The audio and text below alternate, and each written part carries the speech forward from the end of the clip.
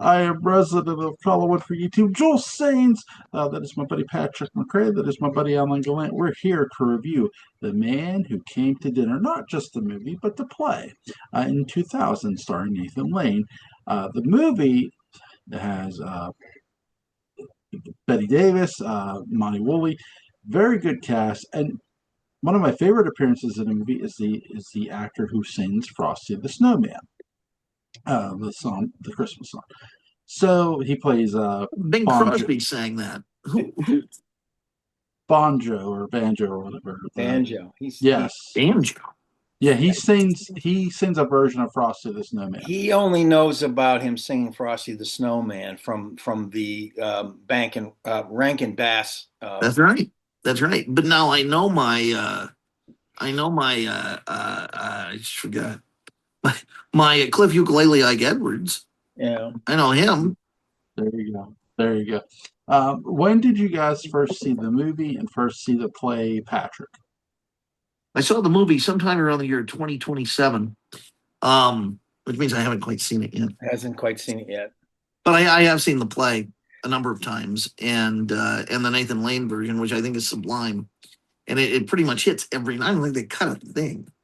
No, they didn't. It's totally uncut. The film has some scenes that are cut back, and also standards and practices wouldn't allow certain references. But it's still a wonderfully put together movie. And Monty is great. He gives a fantastic aggressively coded performance, and he's an incredible, irascible, um, you know. Guy throughout the whole thing, even though obviously the genius of Kaufman and Hart is they write his potential for forgiveness into it, which makes it even funnier. Who was the sort of portly member of the Algonquin Round Table? Was that Monty Woolley or? No, I think you're thinking of Alexander Woolcott, which is Yes. that's the character is based on. Yeah. Alexander Woolcott. Yeah. And didn't Wolcott eventually play the part? I don't know. I don't know. I would check that out, and it's quite possible he may have done it on the radio or, one of those kind of things. Yeah. But it is brilliantly written, and I mean, Jewel, sorry, Alan. I didn't mean No, go ahead.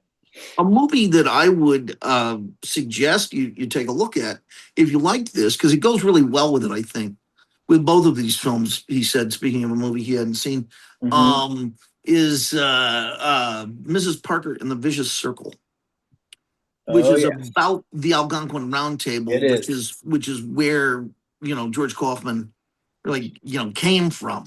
A lot of the witticisms of this era of the late 20s through into the 1940s came from this Algonquin Round Table. And Alexander Woolcott, who's the basis of Sheridan, is a character in the movie. Yes.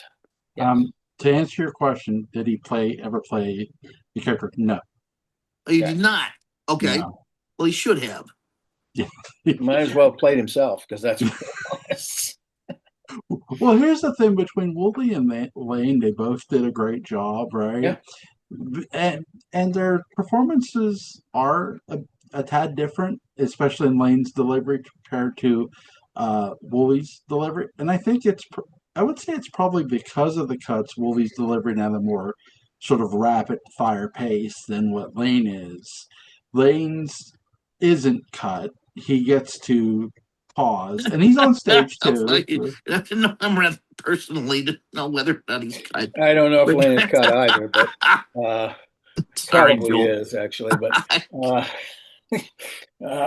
most of the pediatricians of his era. Anyway, we'll circumnavigate that one. There's one key factor here too, Jewel, that makes Lane's performance just a cut above, and that's considering that Monty originated the role. I mean, he was fantastic, but Lane is doing it on stage for us. Yeah, and it is a stage play. Yeah, with all of those reactions sort of anticipated, and the roar of the audience, the laughter, and all of that sort of thing. it's a good goddamn thing that he is seated for almost all of this performance because it is an exhausting Oh yeah. performance. My God, it's one of the most athletic performances I've ever seen. It's true. He's on stage for the entire show, except for a few brief split seconds, Yeah. just long enough to pee into a cup if he had to, I guess. But that's about it. Um, it's one of the things that people don't realize about stage actors is that it takes you need to be in a certain kind of shape to do roles like this. Some roles are downright athletic. You have to be athletic to do them. But Yeah. any role, you have to have stamina, real stamina, to do any role of any size at all. The guy that plays banjo in the play is just talk about expending an entire play's worth of energy in 15 minutes. Wow. Yeah. Wow. I couldn't believe it. And I mean, you know what a who? fireball. Now Jewel, you like the Marx Brothers, right? Mm-hmm.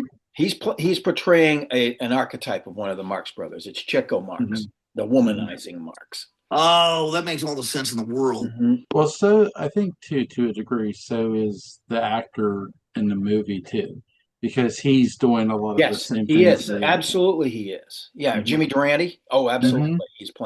He's playing banjo as Chico because that's how it's written. It was written when they were contemporaries.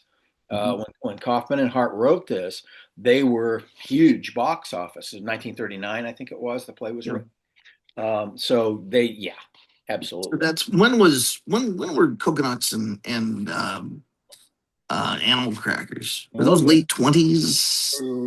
The stage version, yes. That's what I'm talking One of about. them's 29, I think, at the film.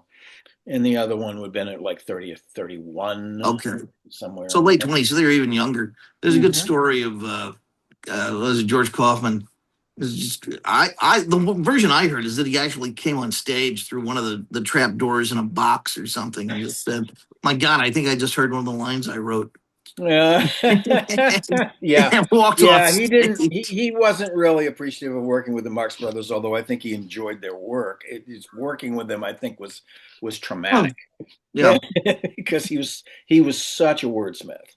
And he worked so hard on his dialogue and everything. So, The movie came out Christmas Eve, December 24th, 1941. Okay. right after we'd entered the war. Yeah. Yeah. That's a very different world Yeah, it from was. I mean, it was when the play filmed takes before place. we were in the war, obviously. Probably not long before, but it was filmed before we were. Yeah. But what a nice salve for Christmas time to have that movie to go to see. So it's a it's a it's a winner for sure. Yes. I'm looking at some production notes. Hold on. Yes. Four of the leading characters are based on real life personalities. Yes, we mentioned it.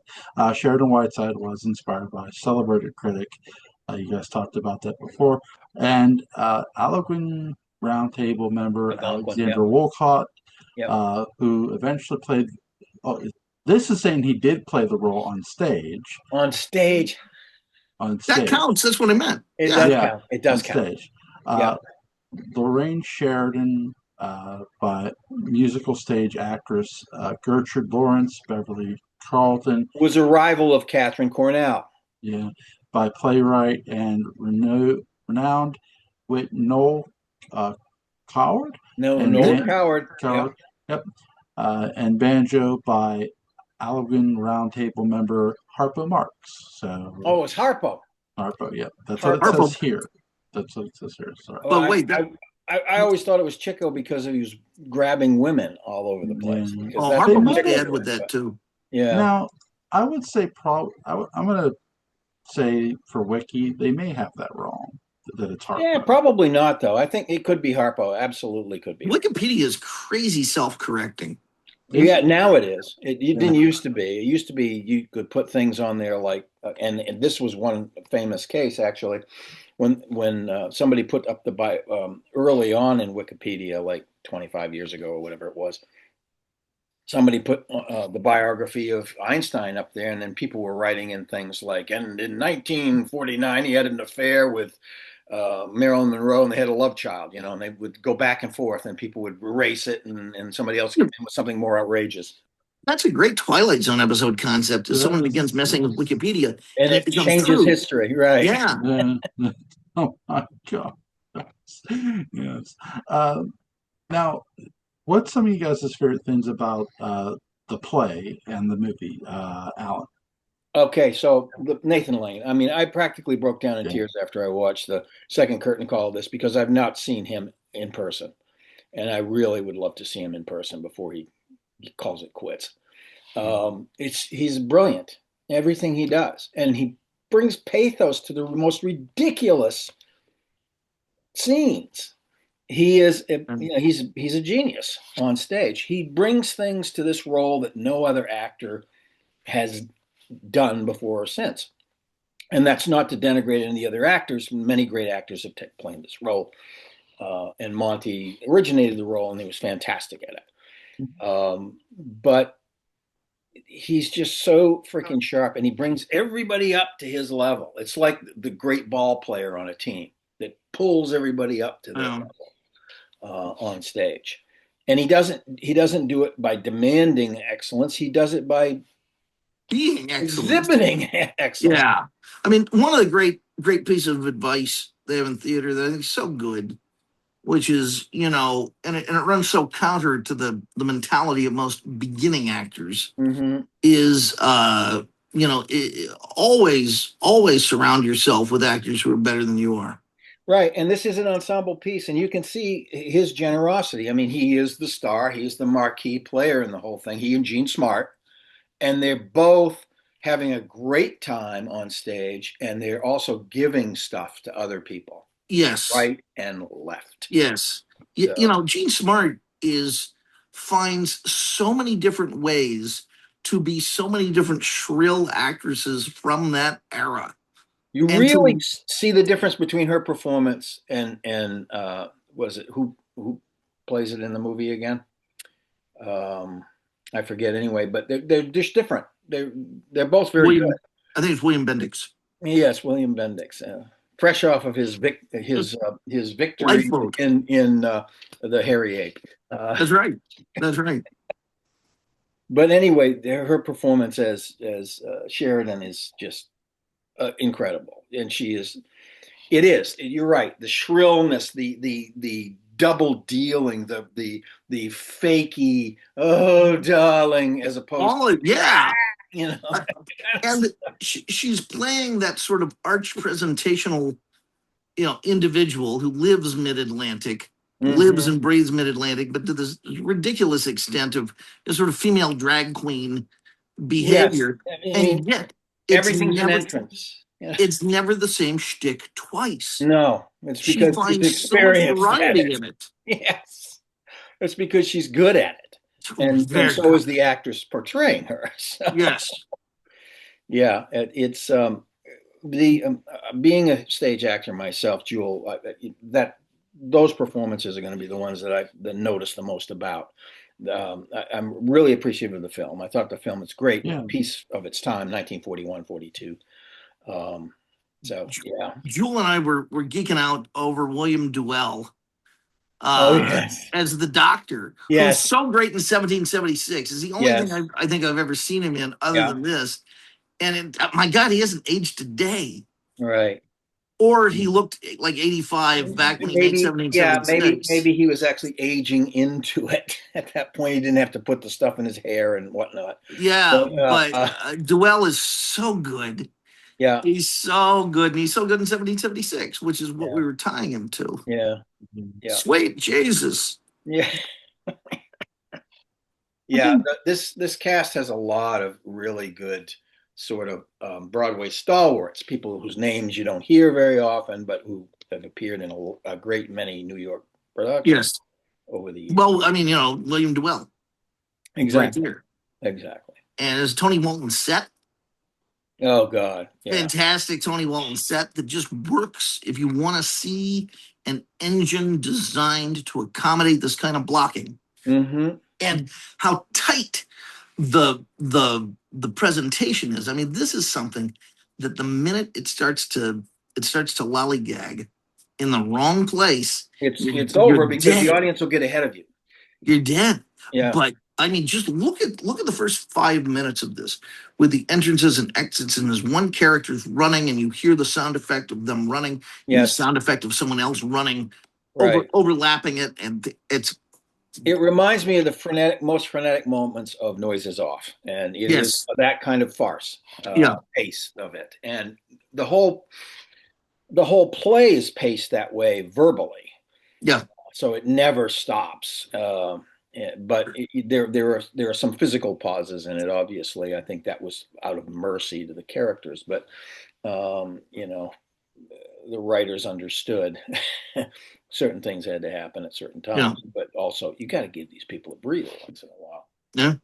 To give a little bit of difference from the movie to the play we watched, the movie, when you see Banjo go in the room, you actually see Banjo in the room With Maggie, yeah. with Betty Davis's And- character. yeah. You Yep. don't see that in the play, which is fine because I do like how they do the sound of him coming out and him seeing the fawn sitting on the couch. Now in the movie, it's played by Ann Sheridan. Yes, She's a very beautiful woman. she is, and she's very good in this Yes. too. She's just a bit more subtle than Jean was in terms of her responses to, especially on the telephone. But then the telephone thing is a whole different thing too, because you see Yeah. him more than you see her Yeah. in the movie. Now, Joel, do you know the classic film part that Ian Sheridan almost got? No, Ilsa in Casablanca. I did not know that. Casablanca was originally supposed to be Ian Sheridan and Ronald Reagan. That's right. That's right. I swear to God, I think Reagan would have been good in the part. Well, I mean, I don't think he could kill it. It's just too well written. It's too It well. is. Well, And And I think it would play to his wheelhouse. Yeah. I've told you before who Walter B. Gibson wanted as the Shadow, right? He wanted Who? Ronald Reagan. Ronald Reagan. Yeah. So Well, Reagan was a hot property for a few Mhm. years, particularly in the 40s and early 50s. By the mid 50s, I think he was like getting ready to do Death Valley Days or whatever. But Ronald Reagan is George Taylor in Planet of the Apes, sort of taking taking the Bonzo thing to its ultimate. With that, yes, right. Bonzo, is that you? Dr. Zayas? Get your stinking paws Tommy. Yeah, perhaps that would have meant that we would have had Charlton Heston as president in 1980. Imagine. Hard to tell how that would have gone. Would have been the first president that's. I think he would have been the first president that sported a toupee.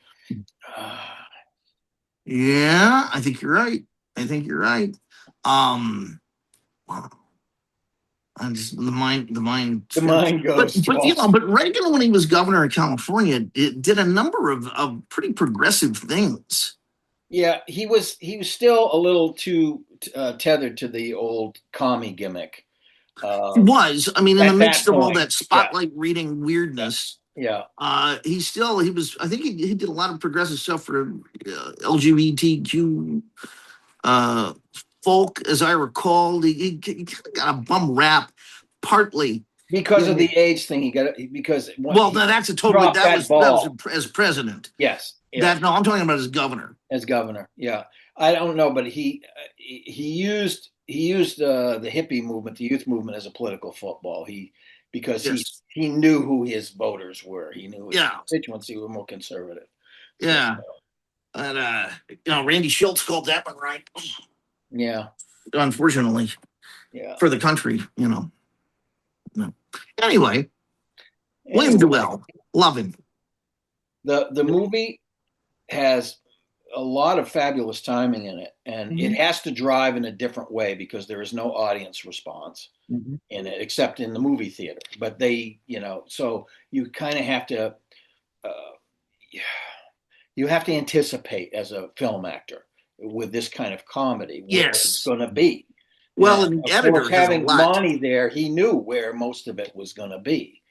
That they saved. I mean, they cut entire scenes out of this thing and quips about degenerate sexuality and all sorts of That's a things shame. that they cut out of it. But it's still funny as hell. The thing about being a film editor for a comedy, it must be so tough, especially when I find the structure of a lot of jokes in theater is that there's the beginning of a setup that's pretty funny.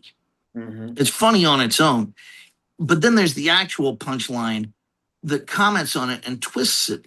And if the audience is still laughing or starts commenting to each other about what was just said, and they lose the real punchline, that hurts. That's when you have to have actors that have a sense of what the audience is doing, and an editor who doesn't get in the way. Right.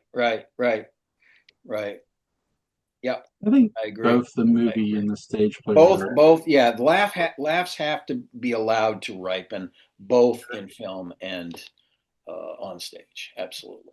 Both are great compliments to one another too, because with the movie, yeah, you see the phone calls, you see Ann Sheridan's character in another location, but with the play, you can sort of envision that, especially when the characters come onto the stage. You can imagine, okay, I could see them talking to that person on the phone now, and you hear their voice. Yes, and that's a freedom that film has that stage doesn't have. You have to do it a different way on stage. I mean, in certain things, if the staging is done correctly, you can have limbo areas where you see both parties that are on the telephone or something like that. Sure, you can do that. But a lot of times in something like this, which is, I mean, it's a realistic box set. It's a magnificent inner home of somebody that's well-to-do in this small town. You kind of have to let that go. You have to see it from the perspective of one or the other side. So I was telling Jewel if he enjoyed this, he should look at You Can't Take It With You. Oh, absolutely. That's another brilliant piece. Same author, same idea of an eccentric, fairly wealthy home in New England. But the family is made, it's much more of an ensemble piece. It is. It's and spread so out. Incredibly, what's the word? If you're poor, you're crazy, but if you're rich, you're eccentric or something. Yes. You're what? What's the actual eccentric? Yeah. And that is a very trenchant view of WASP society that Dark Shadows leaves out. I don't know, Barnabas, they allow his eccentricities pretty well. He never shows up during the day, and they never question this. I will grant you that. And Tom Jennings was staked within a week because he never showed up during the day. Pretty much, yeah. Poor man Tom. He wasn't a millionaire. But I get what you're saying, because it really wasn't expressed that way in the series. Well, at no point does an outsider come in and say, this isn't normal. Weird. Yeah, exactly. But the idea of having a large guest and having a large house where guests kind of just show up and live for extended periods, because, there's stories in theater of that all the time. Yes. This writer or that writer is kind of showing up as a guest. And maybe one of the places where Kaufman and Hart got the idea, they just stay. Yeah. They just stay. They don't go. And they're somehow allowed to be members of the family. Through either circumstance or the power of their personality, or both. Yeah. Are you going to be the one to tell them to leave? Yeah. That kind of thing. Yeah. Yeah. I was going to say we know another eccentric family in Maine, fictional. Yes. Well, sure. Because we look at something like, Nicholas Blair just kind of moving in, or whatever, and it's treated as completely normal. And he is part of the family, at least technically, because Dr. Hoffman. Yes, and Dr. Hoffman, Miss Hoffman at first. Even when they find out she's been scamming them. Yes. It's sort of like, well, at least she's a doctor. At least we know she's a doctor. She's been doing it out of the goodness, and also because she has to be undercover because this madman is still out there. And we're doing it for Maggie. We're doing it for Maggie. Yeah, right. Okay. For Maggie. Which is why you're living miles from the Evans cottage. Right.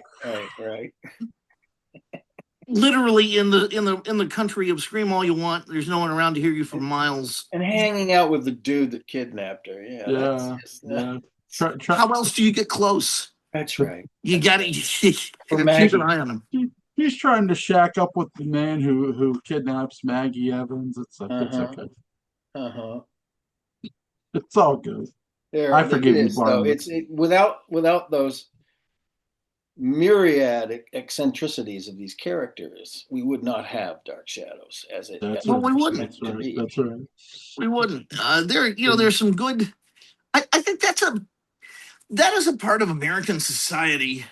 Just a knowledge of the eccentric wasp, Mm-hmm. the eccentric wealthy wasp. That's an aspect of American society that's been completely lost, I think, from the zeitgeist, from the Yeah, because discussion. now they're all supervillains, these billionaires and so on. Yeah. Yeah, And I'm talking about their portrayal in yeah. Yeah. films and television. They typically tend to be supervillains. Yeah.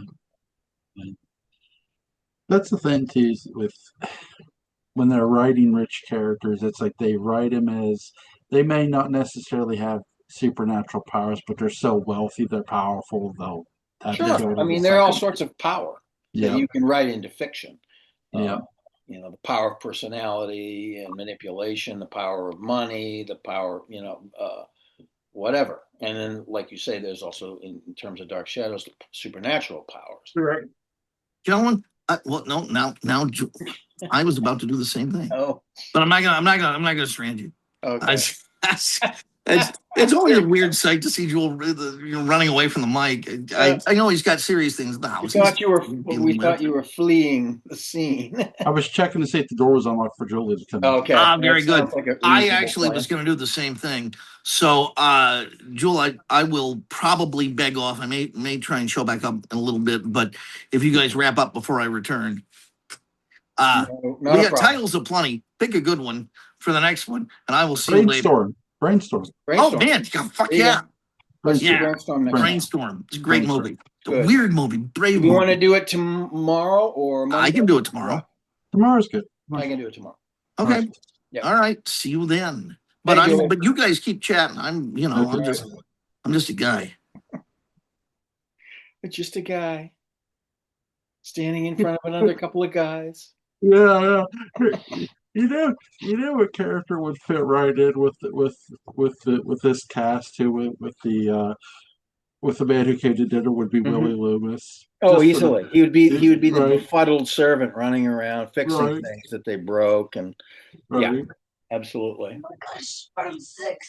No, that's Stan Loomis, honey. But yeah, Oh, Sam really? too. Really, Sam really? too. Oh, okay, Yeah. gotcha. Don't open Barnabas' coffin. Yeah, don't open Barnabas' Sorry. coffin. Nice. Don't open the Egyptian sarcophagus coffin. No. And Sheridan's in it. That's right. And she's been in there an awfully long time. Yes, she has. Yes, she has. Headed to Nova Scotia, of all Yeah, places. nice and cold. Oh God. What? In the movie, The Man Who Came to Dinner to Play, they're taking Banjo is going to Nova Scotia. Oh, So he's taken the sarcophagus with him. oh, gotcha. And this actress is a real problem. She's standing in the way of certain things happening. So they lock her in the sarcophagus and off they go. I love both how Lane and Woolley play this, where you know what I really want for Christmas, because she's like, I'll get you anything you want for Christmas, and She's from downstairs. she's just like, he's like, you know what I want you to do? I want the memory of you in that coffin. And it's just like, it's both of them do it so good. It's that whole thing. He flatters her acting ability. Playing St. Joan. But when I saw you inside that coffin, it was like genius. Okay. Yes. So yeah, it's pretty absurd and funny, no doubt. That was the middle. I just thought. Yeah, he's and Lane too. Lane is really good at this, because from the stage to the film, when the film they're like trying not to get caught, and the same thing Yeah. with the stage. Your hands, you can't see your hands. Sorry. Yeah, with the stage too, they're like sitting down real quick. Yeah. And then on the film, They're like not moving. They're sitting down real quick, and they do that really, really well. Hey, that's his. That's his. That's mine. But yeah, they do a really, really good job. Yeah, they do. It's like she kind of they're ready to do it like two or three different times, and she like steps back out of the coffin and sarcophagus, and so the responses that they have are really good. It's a lot of fun. Yeah.